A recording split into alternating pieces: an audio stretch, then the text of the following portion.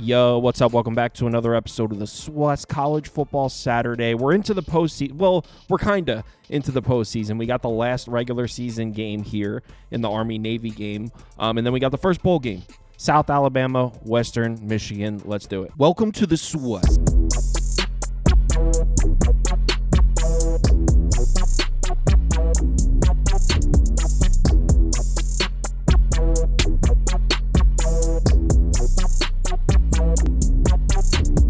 Hey, get the sauce. All right, first up, we got the Army-Navy game. Obviously, this game is being played in Washington, D.C., so it's a neutral site game. Army is now laying 6, pretty much 6 across the board. I actually see a 5.5 out there, so mostly 6, a couple 5.5s. Total sitting at 39.5 pretty much across the board.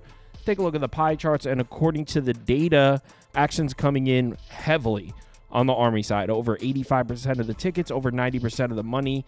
As I always say, take this data with a grain of salt. So let's get into this matchup, and we'll start with a brief history here of the Army-Navy game. It actually went over the total in 2022. It pushed last year because it closed at 28. Before that, 17 consecutive unders. It was 17 unders in a row. That streak is over. Obviously, it's Army versus Navy, a lot of running. The clock never stops. The under had cashed 17 straight times, but it hasn't cashed since 2021. So maybe the unders do in the Army-Navy game. As far as the head-to-head battle here, Army's taken 6 of the last 8. Army 6-2 in the last 8, 5-3, 5-2-1 against the spread. So Army has gotten the better of Navy in recent years. So what do we think about this year's matchup? Well, we should see some of the same story here. I mean, both these teams run the ball a lot. Both these teams run extremely slow paces, 132nd and 122nd, third in rushing frequency, first in rushing frequency. So we're going to see a lot of running. Clock is never going to stop in this game. 39.5 is actually decently high total for an Army-Navy game. Let's take a look at the matchup, and we're kind of looking at the same thing here on both sides. Navy's an offense that relies on generating push with the offensive line, keeping the chains moving on the ground. Army is a defense that struggles to get off the field, 109th in success rate per rush. So not a good matchup there for Army defensively, but at the same time, on the Navy side, it's even worse. Army an offense that, stop me if you heard this before, relies on generating push with the offensive line, keeping the chains moving on the ground. Navy, a defense that, stop me if you heard this before, struggles to get off the field, 100th in success rate per rush. So based on these two graphics we're looking at, both of these teams should have 9-minute long drives that never end. So we should see about 3 or 4 possessions a half in this one. We're looking at very similar matchups on both sides of the ball here. Navy offensive line, 42nd in line yards, 18th in stuff rate. So Navy's offensive line good at generating push. Army's defensive front struggles to stay on the line of scrimmage, 118th in line yards, 100th in stuff rate. Then we flip it over to the other side, and we have the exact same thing in favor of Army. Army's offensive line, 4th in line yards, 1st in stuff rate. Navy's defensive front, 117th and 122nd. So again, both of these teams should have 8 9-minute long drives that legitimately never end. Also, some more similarities here. Both these teams shocked the hell out of us the last time we saw them play. Navy went on the road to ECU, a defense that had played really tough against the run, a defense that plays really well at home, went off. Over 5.5 yards per carry, 293 yards rushing in the game, beat the hell out of ECU. And Army in the AAC championship game crushed Tulane against a very tough Tulane defensive front, 338 yards on the ground, over 6.1 yards per carry, 46.4% success rate per rush. So both of these teams shocked the hell out of us the last time we saw them play. This is a weird one. I'm not going to spend a lot of time talking about it. I'm probably just going to bet Navy just to fade the world and have some fun. I really don't know. Army has been significantly better, but laying 6.5 points in a game where we're going to see 5 or 6 possessions, that's exaggerating. A game where we're going to see 9 or 10 possessions, 11, 12 possessions maybe, I don't know. Seems crazy. Navy can probably score some points. So give me Navy plus 6. Let's gamble and have some fun. Probably also bet the under next game. South Alabama, Western Michigan in the Salute to the Veterans Bowl. This one's being played in Montgomery, Alabama. It's at 9 p.m. Eastern time. Western Michigan is catching 8.5. I actually see a couple 9.5s now. So this line is now 9.5.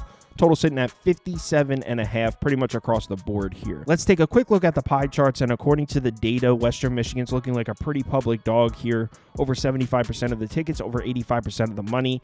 As I always say, take this data with a grain of salt. So let's get into this matchup, and we'll start with the South Alabama offense against the Western Michigan defense, and this is what we refer to in the industry as a mismatch. South Alabama is 19th in the country in yards per play, 9th in success rate, against the Western Michigan defense that was struggling to make stops in their MAC schedule. I mean, they were struggling to make stops against MAC offenses. So right off the bat, this graphic is pretty one-sided. Very green on one side, very red on the other. Based on the production we saw this season, South Alabama should be able to put up a big number in this game. Now, we do have to mention that their RB1 is out. Their leading rusher, Bothwell, he entered the portal. I actually heard he's linked to Alabama, so he might be with the Crimson Tide next year. But they still have Bullock, who's their RB2, who actually got more carries than Bothwell. So I'm really not worried about it, considering Western Michigan only played 4 games all season against top 100 offenses, and they got roasted on the ground all 4 times. In their 4 games against top 100 offenses, they allowed over 234 rushing yards per game,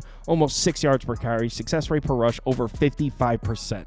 So yeah, even though South Alabama's not going to have their main running back, they should have no problems running the ball in this Western Michigan defensive front, especially considering they're missing some pieces. 2 starters gone from the defensive front 7 here for Western Michigan, an edge rusher who's actually their best edge rusher, and a defensive tackle. So okay, the South Alabama offense is missing their RB1.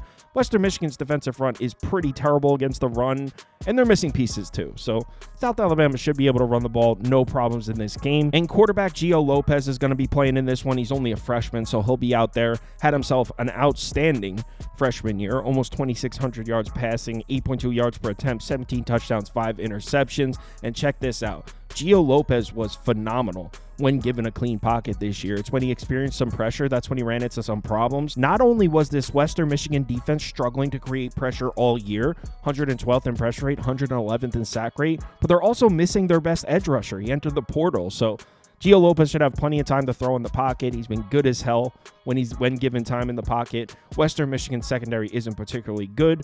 South Alabama should have no problem putting up a big number in this game. I know I already said that, but I'm reiterating it.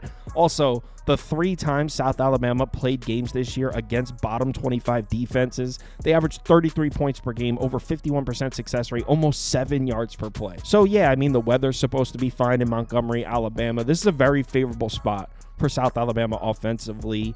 In my opinion, they should put up at least 35 points. Now, the way Western Michigan could potentially stop South Alabama from scoring 35 points is keeping their offense on the field. This is a run-first offense all the way, and they're good at it. This is a good MAC rushing attack here. 45th in yards per carry, 67th in success rate per rush, matched up against a South Alabama defense that's honestly surprised me this year. They lost, I think, all 7 members of their defensive front from last season. I thought this was going to be a bad run defense this year. I was so wrong. They've actually been a pretty solid defense against the run. They're 69th in yards per carry allowed, 41st in success rate per rush. So I don't know if Western Michigan's going to be able to run the ball in this game. And I really don't like how Western Michigan's offense is coming into this game playing their worst football of the year. In their last 3 games, just 17.7 points per game, under 4.6 yards per play, 23.2% success rate is terrible. That was against Bowling Green. Okay, solid MAC defense. Central Michigan and Eastern Michigan, those are not even good defenses.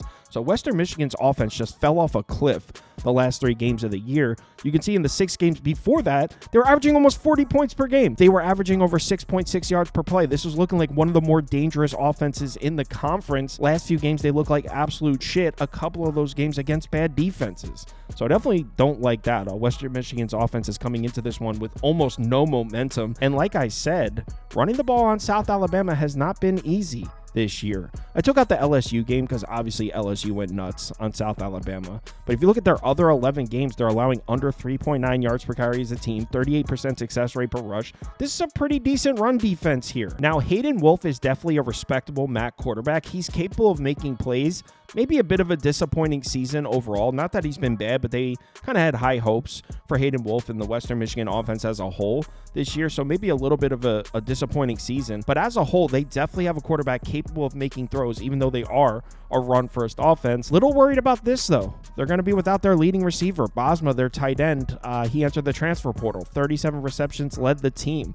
So I don't love that. Also, Western Michigan, like I said, the rushing attack has my respect, but passing attack has been really inconsistent, and Hayden Wolf really hasn't made a ton of downfield throws this year. So as a whole, Western Michigan should be able to run the ball a little bit, but that South Alabama defensive front's been pretty good. So I think South Alabama's going to light the scoreboard up. I even think they're going to cover this number. Am I down to lay 8.5, 9 points? I mean, I guess. The thing is, I want to take South Alabama team total over. That's where I want to go with it. Problem is, both these teams, I mean, neither of them run a particularly fast pace. Western Michigan 112th in pace, South Alabama 80th. So, I mean, this total's all the way up at 57.5.